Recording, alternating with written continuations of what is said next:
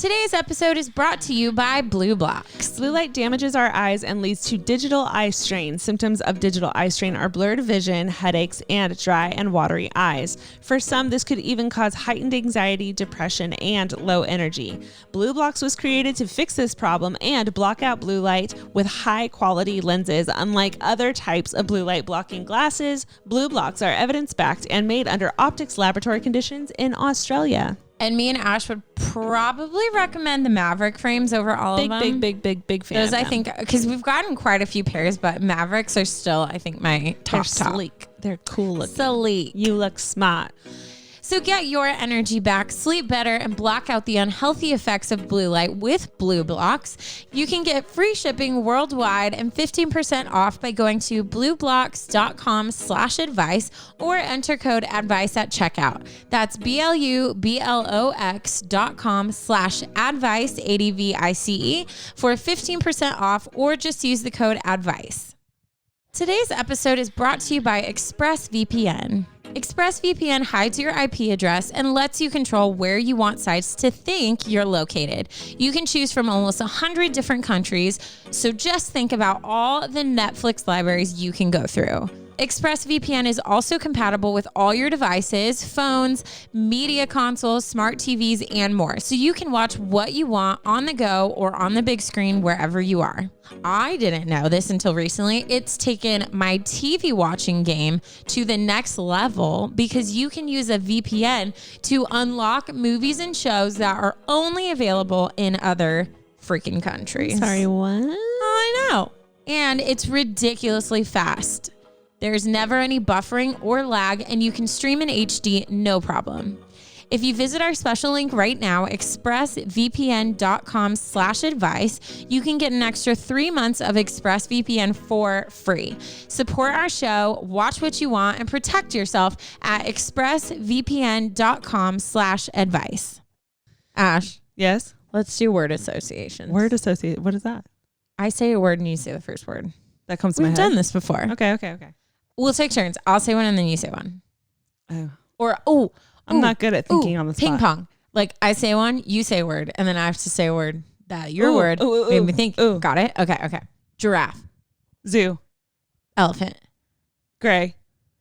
Clouds. Rain. Puddles. Wow. Water. Water. Oh, we made it to 6. My brain literally just, I don't do good with this stuff. I never have. I love how you just stared into my eyeballs as if like I was going to shoot you thinking of an like answer. jumping into the puddle, and then I was like, that's not one word. And then I was like, what's Jump. one word? Oh.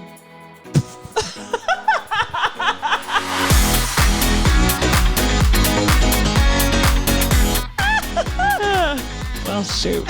Well, hi guys. Hey. Welcome to our podcast called Unsolicited Advice. I'm Ashley. I'm Taryn, and we read stories that you guys send, give our advice, give our opinions. I would say that's like an invasive thing, but you guys ask for it because you write us your stories. Yeah. So we kind of have permission. Guys, I'm literally going to stand up and move. I have a wreath that is directly behind me while I sit, and I look like baby Jesus with this halo just sticking out from behind my head. So I'm getting up really quick to fix that for all of the viewers that watch us on YouTube. I feel like that would be extremely distracting. Like if I was a viewer watching a podcast and I saw that, that's all I would see. So yeah. I had to do that really quick, but I'm glad that's done. I feel better. I was kind of like, you started getting up and I was like, where could she be going? I know, like right at the start of us we're recording. attached to cords. Like where could she be going? Just keeping you on your toes. That's all. Well, it is a Thursday night. It is a Thursday evening. Me and Ash have both like life just like took a turn with this last week. It's been like whirlwind with like projects and stuff going on in families and like yada, yada, yada. Everything you can think of. Everything you can think of. It happened. We're like trying to get ahead and record, but yet like it's like pulling teeth. We've been trying for like 3 weeks. At the top of January, we were like, we are going to get 1 or 2 episodes ahead, just because of everything that happened last year. We were like, we should be doing this to begin with. Like, yeah, and to give like Mark a cushion, because we literally throw these episodes at him like so last minute. So shout out to Mark. Should we just take a moment to appreciate Mark? Yes. If I was near the board, I would try to hit the clap button. Slow clap. I can't clap holding this. Clap, clap, clap. Yeah. Wow. Go Mark. Go Mark. We love Mark. But yeah, so anyways, it's like nighttime and it's raining outside. It's raining. It's dark. It's like it doesn't rain here. Laying down watching a movie weather. But we're pushing through and recording because we would much rather be talking to you guys. Honestly, that's how much we love you. I'm excited about my story today too, so I was like pumped to get going. Ash, you gotta turn it up. Do I? Of course you do. Yeah, this is a good one. If you guys don't know what Tearing It Up is a segment where you guys send in specifically funny stories, awkward situations that you guys have experienced and that would give us a good laugh. It's the what just happened category of story. Exactly. Yeah. So I'm going to go ahead and get into this one. This one is Tearing It Up. I think I need a new car. Oof. That's what she titled it. Tearing it up stories. I feel like it gets dangerous when vehicles are involved. But yeah, here we go. I'm going to go ahead and get started. This one starts off with, "Hi ladies, my name is Kelly and you can use my name. I am currently a 22-year-old college senior preparing to become a teacher." Get it, girl? Look at you. We need more good teachers in the world. We really do. That's why. It's all been downhill. Was there up? That's why. That's why. Just that's why. That's why. We need more teachers. Okay, she writes, "This story took place about 4 years ago during the summer of my senior year of high school. So the summer before I started going to college. Try as I might, the story will forever be engraved in my memories. After coming out of a long high school relationship, I found myself trying to meet new guys to flirt with. I ultimately was just trying to find some new people to talk to. I went through good-looking guys on Instagram and would add their Snapchat if it was in their bios. A lot of the time, they didn't add me back, but there was always the occasional few who would." You sound like Taryn. Okay. Honestly, I'm going through withdrawals with like... And I just got my windows tinted, so I don't even have the satisfaction of like staring at a random stranger. Possibly making eye contact with a complete stranger. Yes. I didn't know any of these guys personally, but I did try to add people who were around my area. There was this one guy in particular who I found went to a neighboring high school and was exceptionally good looking. He's a model now, if that gives you any kind of perspective. Hot. Of course, I added him since his Snapchat was in his bio, and literally minutes later, he added me back. We tended to have casual conversations and be very flirty, but nothing serious usually came from it. He ended up wanting to hang out a few times, so I would meet up with him during his lunch breaks in the parking lot of the place that he worked, hopped in his car, and we would just sit and talk. We only hung out a handful of times, but it somehow escalated into something more. One day, he invited me to his house as opposed to his car. None of his family was home, and he claimed to want to watch a movie together. I went over very nervous, and we laid in his bed and watched about half of the movie. It was really uncomfortable, though, because I was laying in his bed like a stiff plank, afraid to move because I was so nervous. That's a hard... Yeah.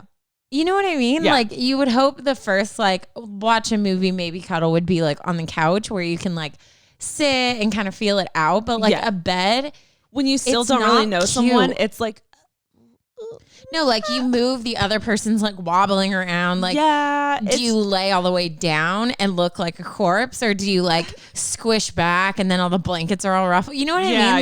Like you're kind of set up for failure. It's just a lot more complicated for sure. He paused the movie at some point and we kissed for the first time and hooked up. I was super new to this, quote, casual hooking up thing after just coming out of my first serious relationship. I stupidly asked as he was walking me out, "So what are we now?" Oh, gosh. And he looked at me confused and replied, "What? Nothing." That was hard to hear, and I felt emotional all of a sudden.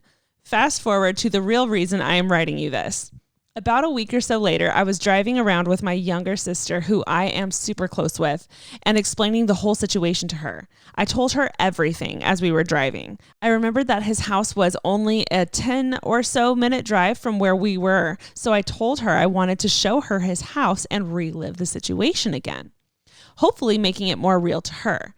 It is important to note that my car had stickers on the back window with my college name and some other stupid girly things. They make my car very distinct and easy to find, especially in the daylight. As we were driving down his neighborhood, I started to drive slow and take my time leading up to his house. As I was slowly passing his house, I saw his car in his driveway on and running. His backup lights suddenly turn on and I, all caps, floor it. When I say quote floor it, I mean I went from 15 to 55 real quick. I looked in my rearview mirror as I am halfway out of his neighborhood and can see his car driving behind me. I literally screamed at the top of my lungs and my heart started beating out of my chest. As I finally made it out of his neighborhood, I started taking random turns and began to relax a little bit. As soon as I felt okay again, I looked down at my phone, which was vibrating, and it was him typing something to me on Snapchat. I wanted to open and see it right away, but at the same time, I thought I might throw up. My sister ended up opening it, and he had said, "Why were you in my neighborhood?" Oh my God, I'm uncomfortable. At this point, I kept repeating out loud until I was tired of hearing myself say it. I told my sister to reply saying, "I just had to turn around." Oh no. This clearly didn't make any sense though, because his house is at the end of a very long windy road that would clearly need intention to drive down. I accepted after getting caught that he would never talk to me again and that I really screwed up. But to my confusion, about 2 or so months later, he reached out to me again, this time with the intention to just hook up. My immediate reaction was that he reached out to the wrong person because clearly I am a crazy stalker who likes to drive by and look at his house. Oh well. I hope you ladies got a good laugh out of my cringe story. Don't know if I will ever make it onto the podcast, but I wanted to thank you ladies for taking the time to read it. Love you guys so much. Love listening to the podcast on my long commutes. You never fail to make me smile. Also, I love watching the YouTube videos. You killed Vlogmas Ash. Thanks, girl. And when you say you, I know you meant to say we, because even though it's my face on the camera, Taryn edited the whole thing. So it's really a team effort. She added at the very end, "Have a great day and God bless Kelly." Oh, Kelly. girl. That is rough. That's bad. That's real bad. You know, yeah, there's no way you can get out of that. I'm trying to think. The only thing I think I would have said is like, I would have been like, I lost my necklace. It's like my mom's old necklace. And like, I've looked everywhere. So I was going to just like look in your yard, but then I saw you there and I thought you'd think I was a stalker. So I like went away. Like I try to like loop around, you know, but or even something like I wanted to like come and talk, but then I saw that you were busy and clearly going somewhere and then panicked and drove away. Like just leaning into the, I came with intention of, you know, doing something. Oh my gosh. But oof. That's rough. Yeah. That's rough. I'm deeply so sorry that you had to experience that. Yeah. Have you ever done anything like that before? I don't know if I've been caught. I've definitely like driven by houses before, but, I don't think I've been like caught or anyone like saw me, but I only have like one big ex and I drove by his house once, but I never got caught. It was like late at night and I was like an emotional wreck. So I remember driving by slowly and also panicking because like the whole family was home and I was I was young. I was a youngster. I was lucky because my ex lived literally down the street from one of my best friends. Yeah. So you were over there a lot, huh? I was always able to set, like if I got caught, if I was just driving by to like drive by, I could be like, oh, I'm on my way to so-and-so's house. You know what I mean? My like, ex lived like 45 minutes away. It was like way out of my way. But anyways, Kelly, thank you so much for sharing that story. That gave me a great laugh. And the awkward feeling that the pit in my stomach came as I was reading it. And I was like, oof, that is rough. I'm so sorry. So bad. So bad. She needs a new car. She needs a new car. So there are a few brands that are just like, I feel like we've adopted them into our UA fam. Mm-hmm. And I feel like I could talk about this, and by the end of my description, you guys would know. Mm-hmm. Glasses, cute, healthy, helpful. Mm-hmm. We love. We wear. Say it with me. Blue Blocks. Guys, you already know blue light damages our eyes. It is so bad for you, and it can lead to digital eye strain. There are so many symptoms that come with digital eye strain: blurred vision, headaches, dry, watery eyes, everything that I'm experiencing right now. Right. Blue Blocks was created to change this with high quality lenses for daytime, nighttime, and even color therapy, exactly in line with the suggested peer review academic literature. They have, get this guys, they have 40 hip frames. Over. They have over 40 hip frames that come in prescription, non-prescription, and even readers. So it doesn't matter where you are, they have frames just for you. Blue Box is also giving back by working in partnership with Restoring Vision, which is, I think, the most exciting part of this entire thing, aside from the cute glasses. Right. Basically, they have a buy one, gift one campaign. For each pair of Blue Box glasses purchased, they donate a pair of reading glasses to somebody in need. And me and Ash would probably recommend the Maverick frames over all of them. Big fan. Those, I think, because we've gotten quite a few pairs, but Mavericks are still, I think, my top. They're sleek. They're cool looking. Sleek. You look smart. Not smart. Smart.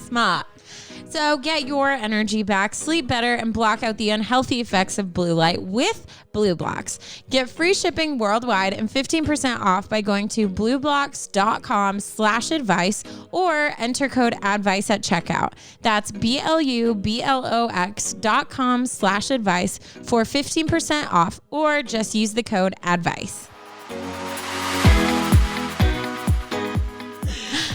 Anyways, do we rock, paper, scissors for who goes first, or do you want to go first? I'll go, so it gives you like a second. Okay, this is actually kind of fitting because that was stalker-esque, and this is stalker-esque. Ooh. So don't be a stalker, guys. Don't be a unless stalker. you have to.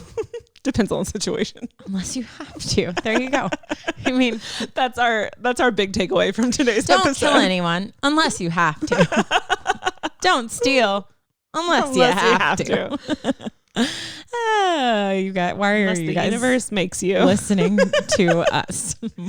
One of our listeners gets arrested, and they're like, "The universe made me." They're like, "We had to."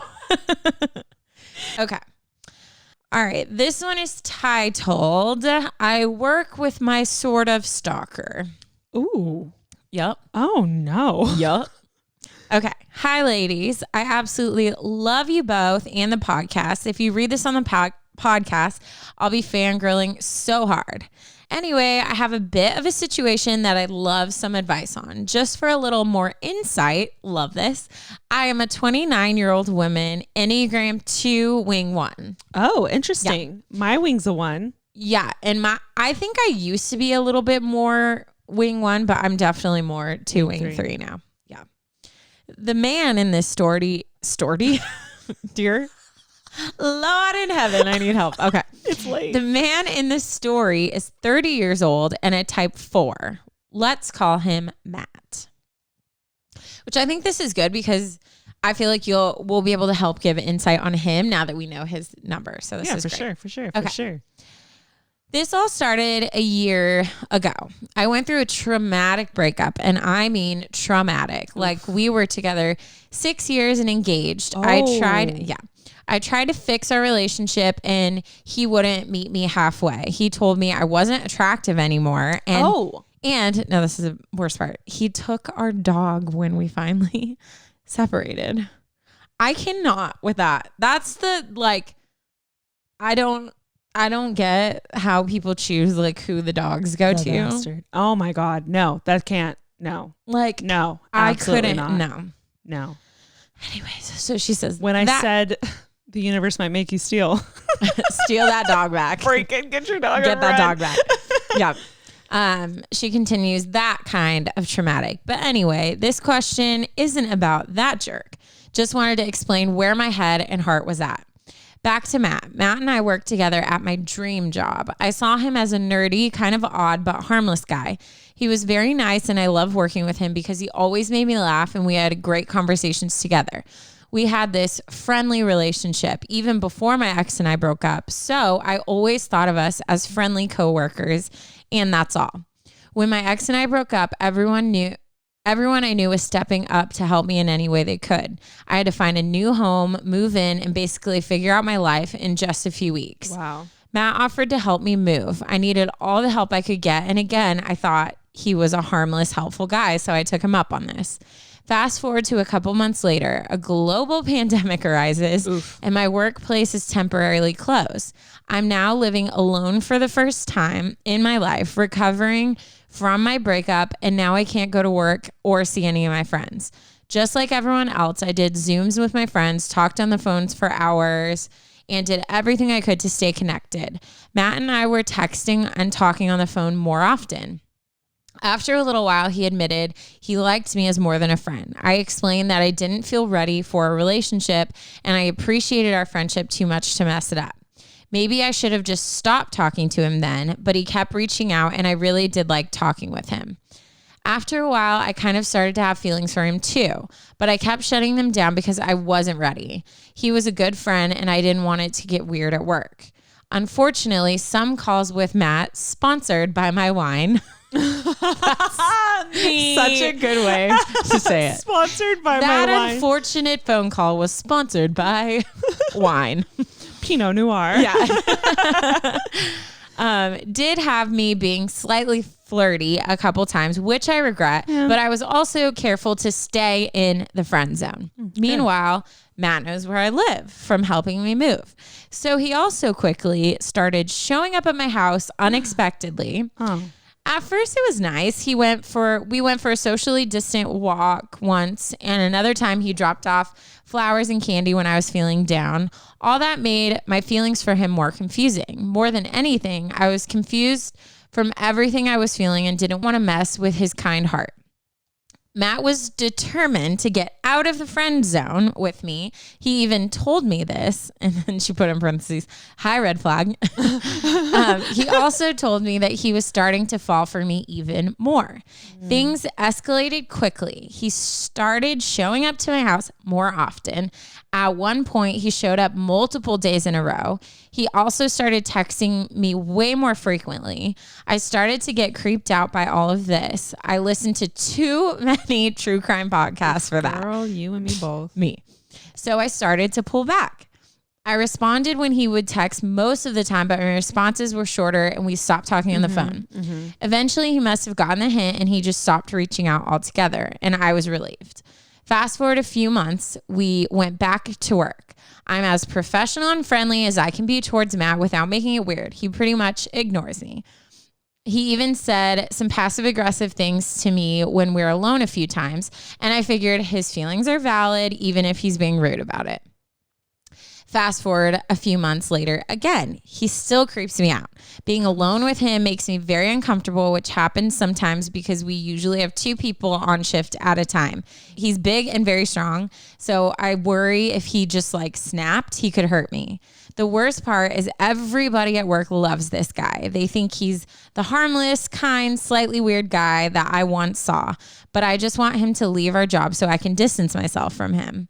To make everything weirder and scarier, it was my birthday recently, and he left me a gift at my door. It wasn't just a card, it was a lot, including a bracelet.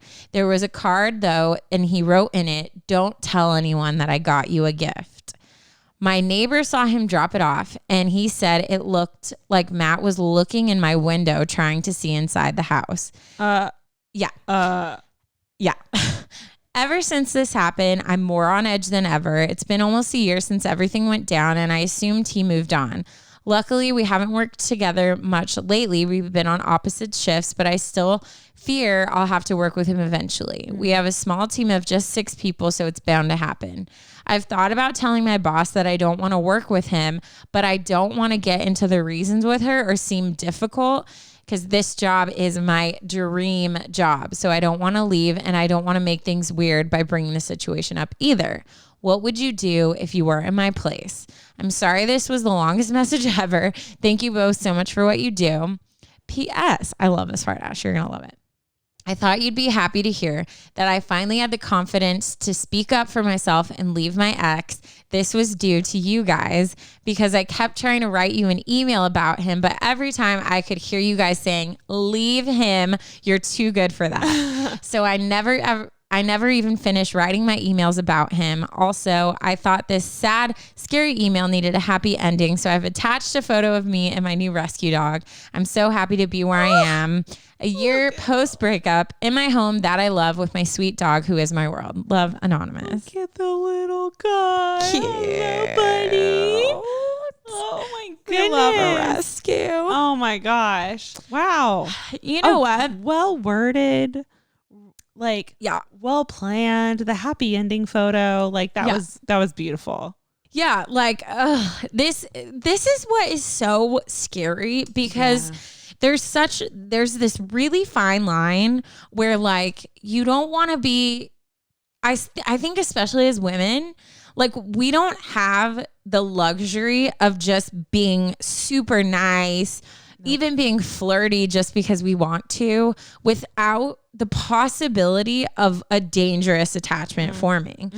And then there's also this side where you almost don't want to be too rude and too mean because you don't want to what am I trying to say? What's the word? Not ignite, but I'm just going to use it. Ignite like a anger or a like frustration, because then that could create another response. So we end up getting in these situations that we're like, how did I get here?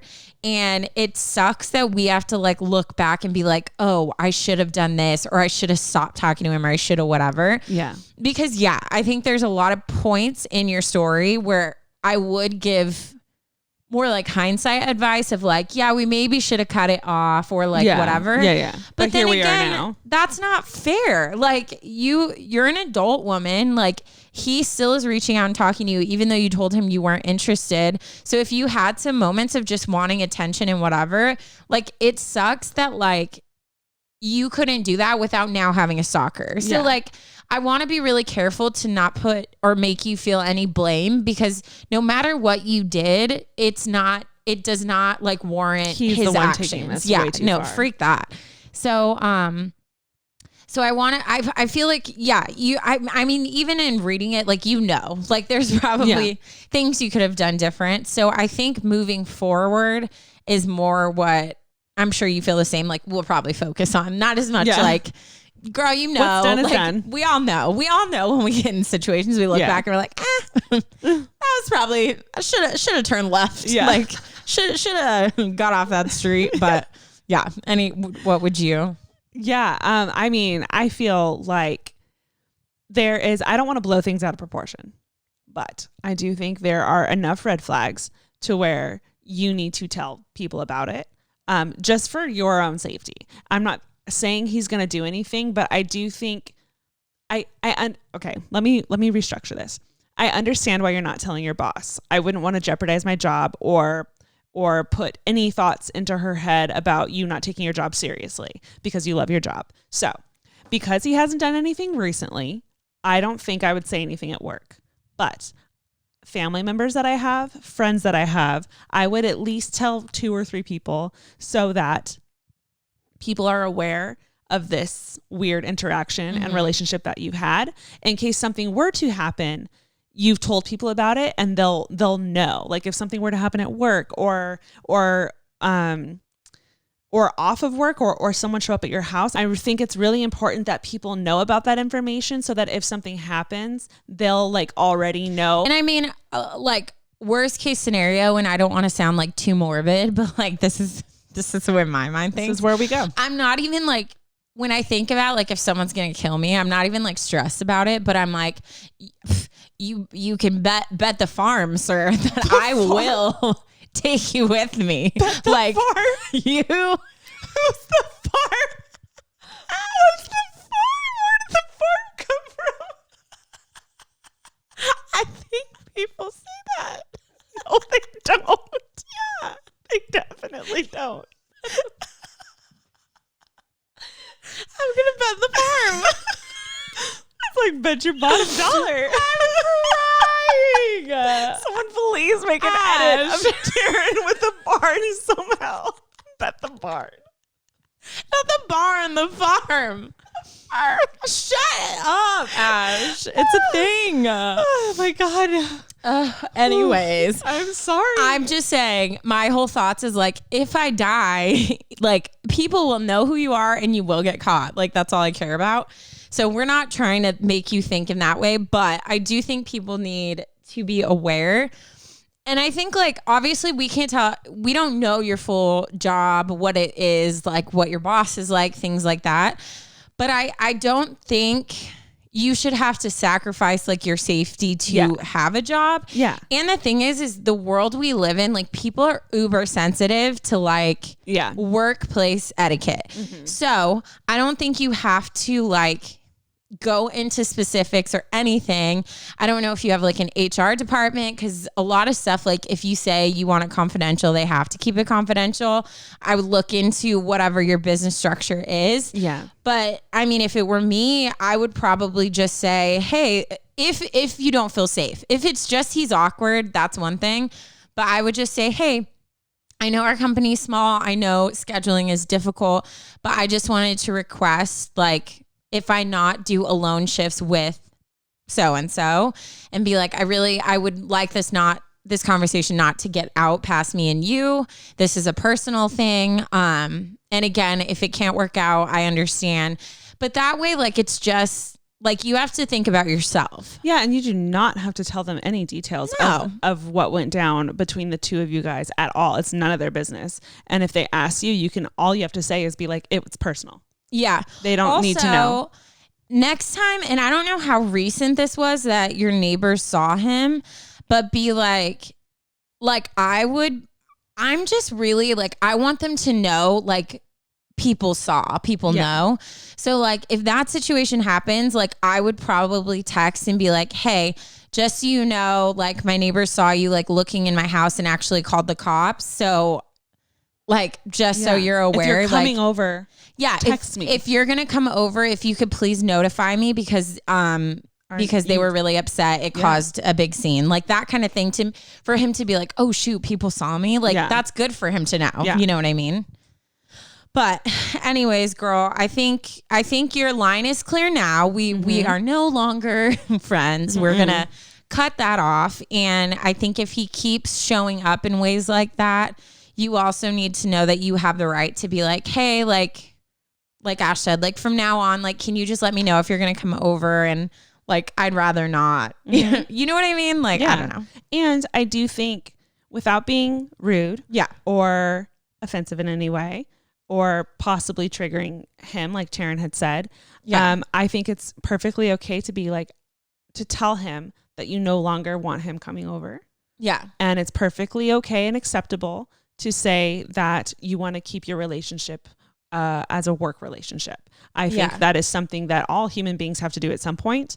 And drawing those lines is natural and healthy, and probably in many ways could be helpful for him, because if he is unstable, possibly, then clear lines are good, because if it's blurred, he might be thinking there's still a possibility. And it's really important that you let him know this is a hard no. This ain't and it. Him coming over is crossing a line. Yeah. And him, talking to you possibly at work or interacting with you at work in an inappropriate way, is a huge crossing of that line. Yeah. So yeah, I think definitely draw those boundaries. Yeah, for sure.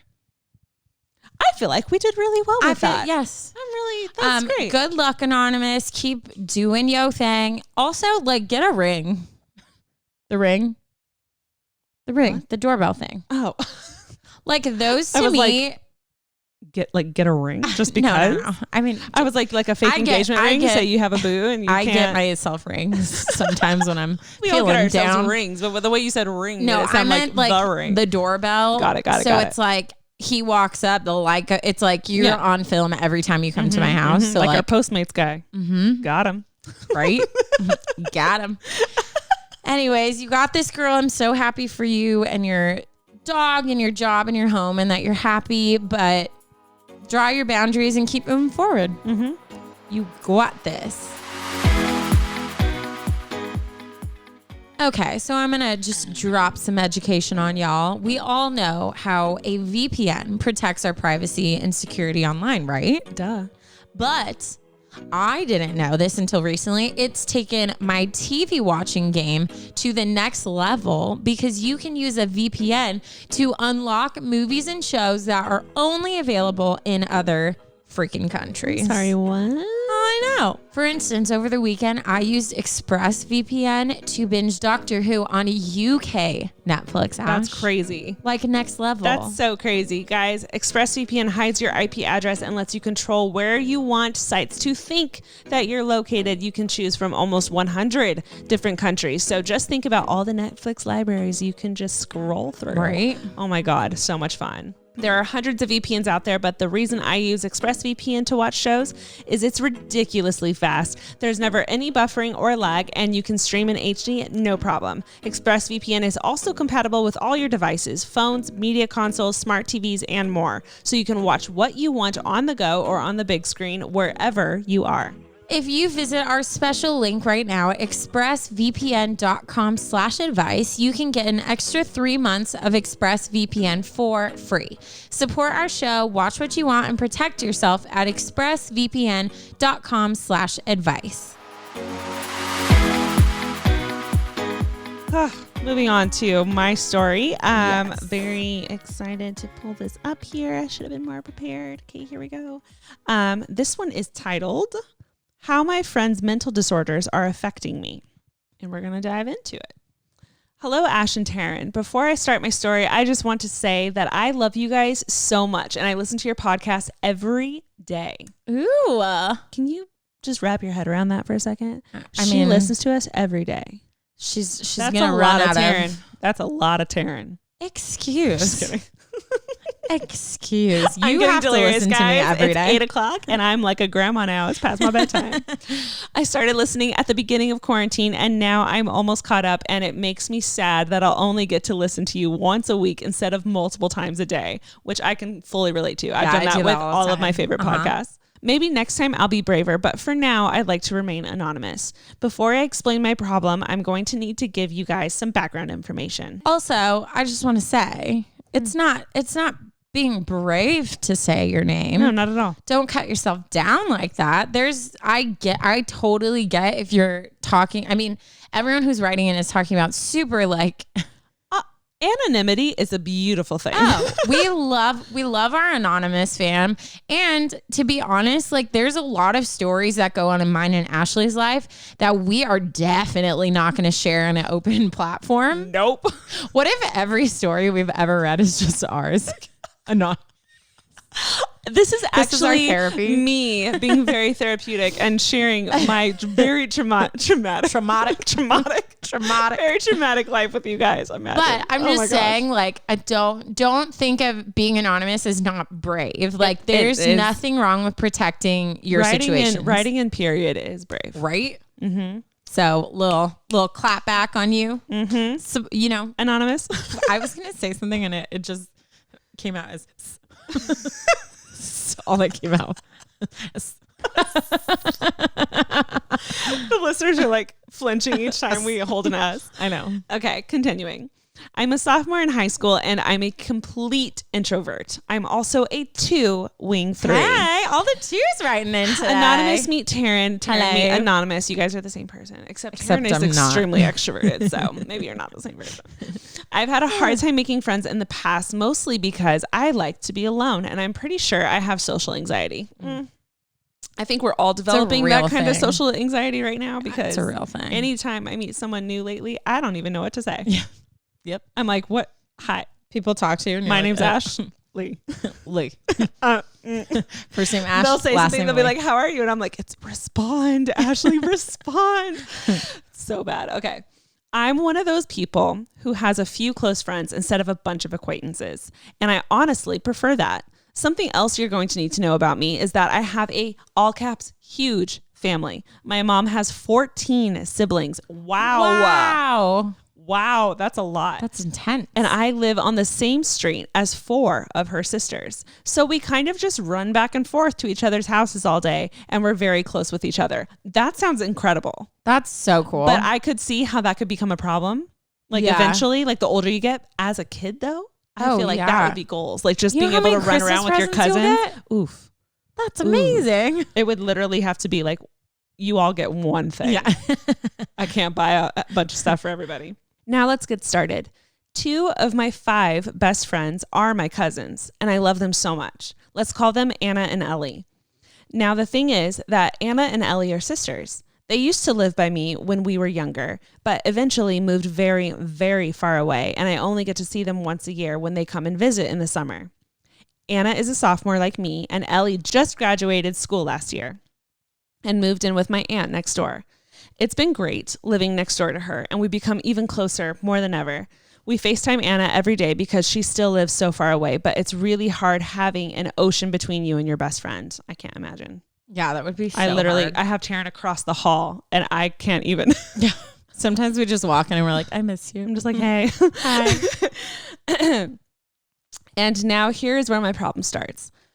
Ellie has an eating disorder and luckily goes to a treatment center 5 days a week. I'm very happy that she's finally reaching out and getting help. Anna recently just went through a breakup and has very controlling parents. She started to talk to me about being depressed before, but it's only getting worse and worse. Anna and Ellie also have had a hard time making friends, and so naturally they vent to me about all of their problems. And I'm now basically their therapist of the whole group. Don't get me wrong, I love them both and I want them to trust and talk to me, but hearing all of their negative comments about life and their bodies has slowly started to affect me. When Ellie says, and she puts in quotes, "Ugh, I just don't want to eat," it makes me wonder, should I not eat? When Anna says that her face is fat and she needs to lose weight, it makes me wonder, should I want that too? It's just very, very hard to hear so many negative things 24/7 and not let them affect you. I just don't know how to keep my grades up, keep them happy, and myself happy all at the same time.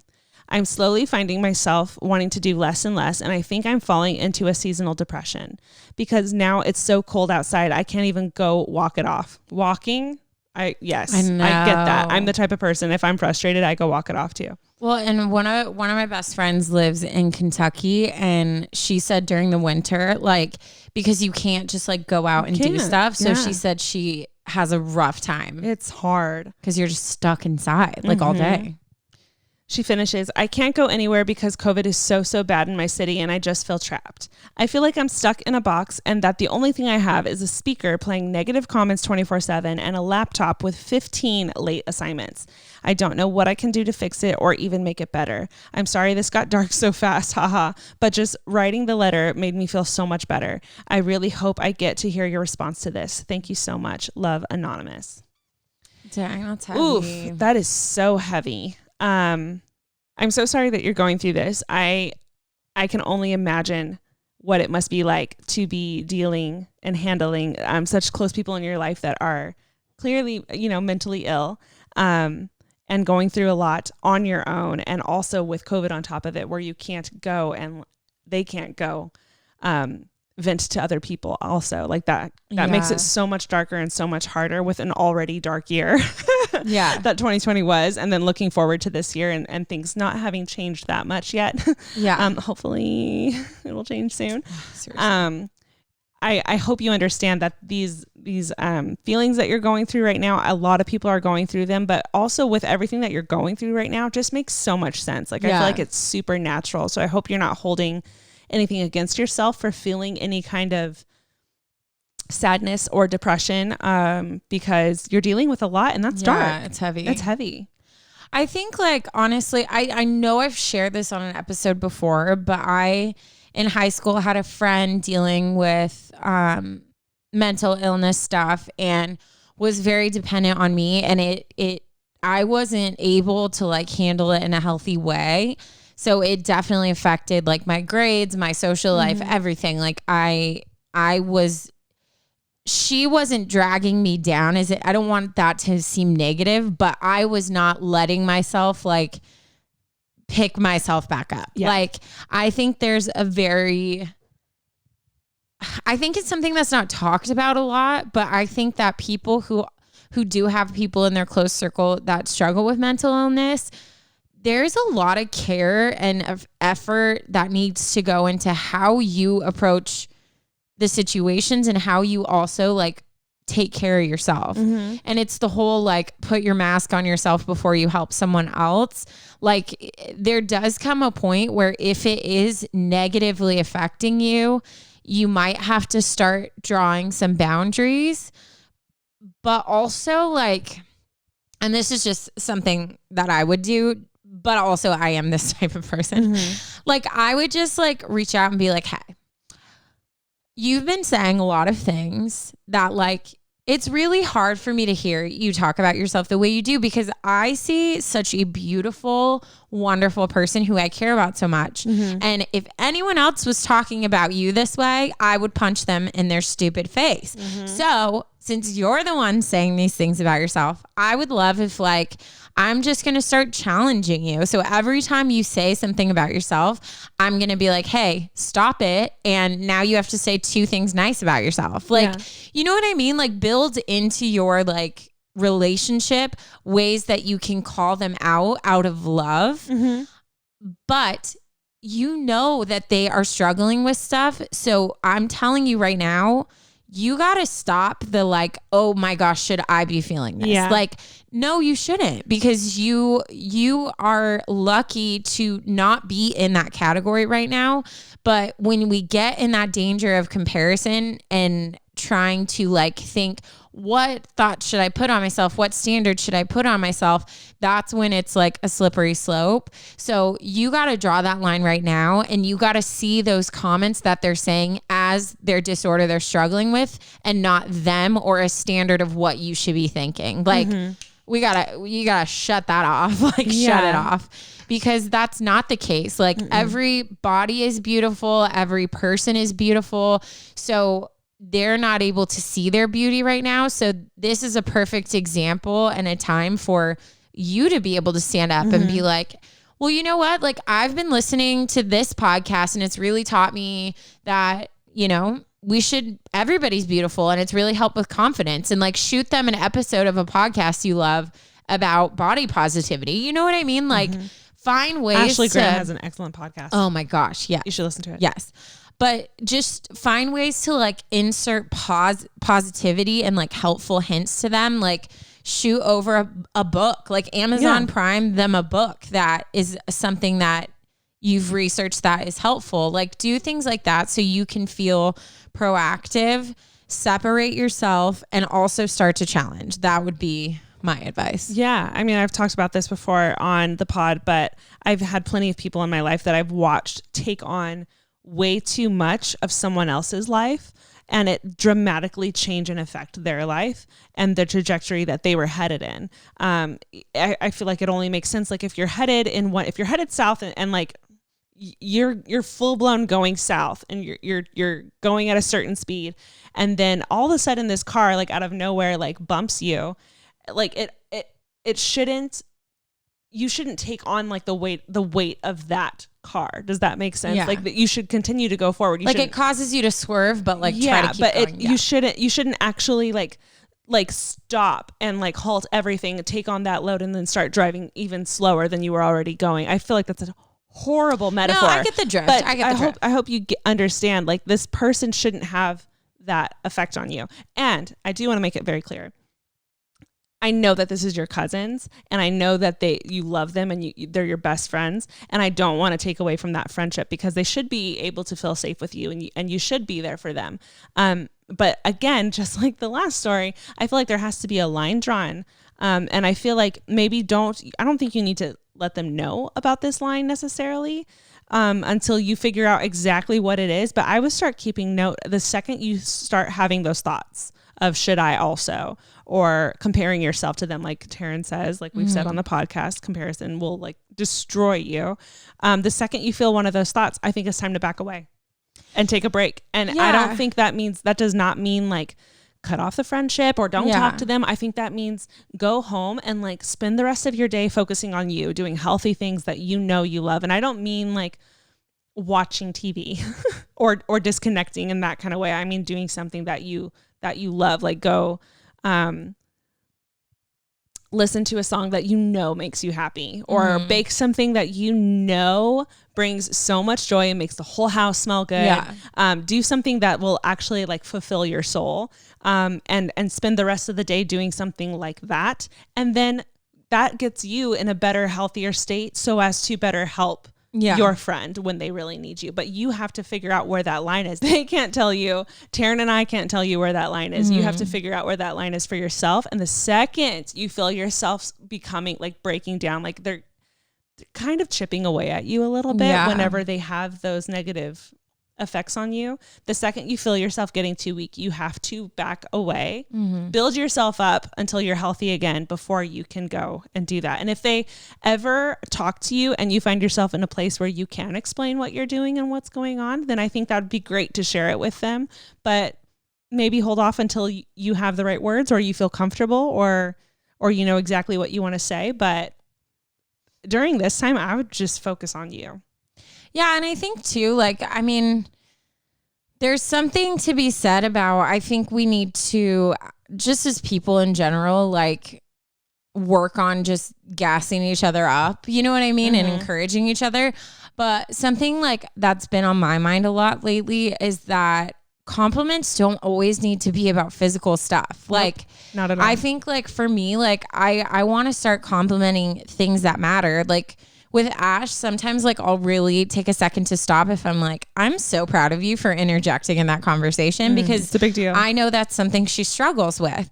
So I think like in general, like we just need to be more encouraging, but also stop taking the focus so much on like, oh, either you look cute today, or, oh my God, are you losing weight? Like freak that. Like that needs to be like a back burner thing, because really at the core of like who we are and what matters, like it has nothing to do with our physical appearance. And with your cousins, like they're focusing too much on that. So try to get them to talk about things they're excited about. Like, what are you doing in school? What are your ambitions? What are your dreams? Like, I love how you're kind to people, or like, I love that you called me when you knew I was feeling sad. Like try to shift that focus. But also I think if you start putting those lines and being like, hey, like stop it. Like you're beautiful. Like don't talk about yourself like that. Like let's shift the conversation.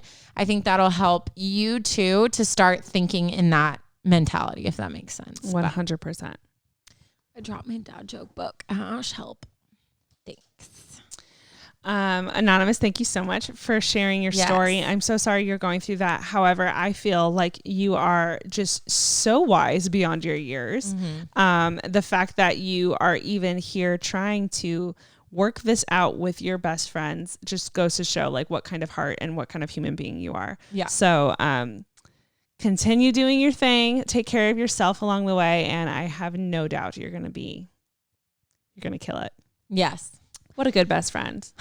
Thank you so much, everyone who sends in their stuff. We love you all and your openness and trusting us. And as always, we're going to end it with a dad joke. So we continue to feed that did you positivity. Look at my page? No, I did not. Maybe that's how you guessed the last one, because you subconsciously looked at it. I got that correct. Fine, I won't steal that from you. I got that on my own. Okay, ready? All right, everyone. What did the buffalo say to his son when he dropped him off at school? I don't know. Bye, son. Oh my God. Get it? Bison. That's so good. Oh, that was great, guys. Thank you so much for making it to the end of this episode. Be sure to check us out on our socials. We have all of them. Watch us on YouTube if you haven't already. You can see more of our faces. We're completely not ready and have no makeup on. I haven't brushed my hair, but it's totally fine. Yeah. We're fine. Making it work. If you have been wanting to write us because of a particular thing or a story that has been you remembered and you're like, oh wait, I want to share this story, but I don't know if I should. Just do it. Consider this your sign from the universe telling you to do it. We need it. The listeners need it. Do it for the people. Okay. Yep. And we'll talk to you guys in the next episode, which will be coming out Love you next all. Monday. Okay. Love you guys. Bye. Bye.